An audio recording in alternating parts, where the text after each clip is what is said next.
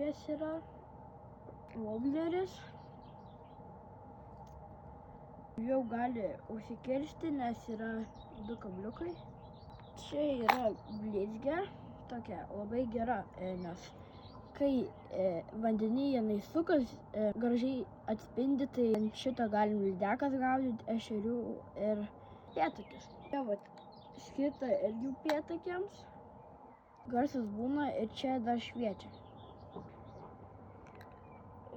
Čia vat irgi turi vieną. Taip pat labai gražiai šviečia, tai daug šansų pagauti lydeką. Pamatot, kaip šviečia. Jūrose važvėjoti.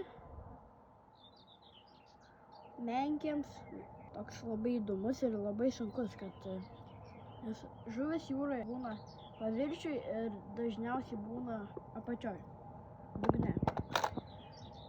Irgi guminukas toks įdomus su pelekais, toks dryžuotas, labai daug lydekų ant jo pagavęs. Kiek? 6. Čia irgi toks primena į gyvatę.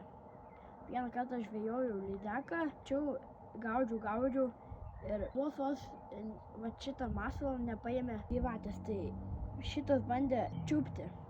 Tai gerai, kad greitai patraukiau ir nepačiupau. Labai įdomus irgi toks, kaip varlytė. Galinės, kaip kojytės aš vadinu, rieštos. Tai buvau nusipirkęs už 2 eurus woblerį, jisai labai judrus. Vieną dieną pat kranto man vos neužkibo 4 kilogramų upėtakis. Labai išsigandau, iš tikrųjų nemeluosiu. Žinote, kaip reikia užsikabinti woblerį arba guminuką ant meškerės? Naujas yra guminukas, tai čia tokia skylutė. Ir va čia tokia kaip suktuka.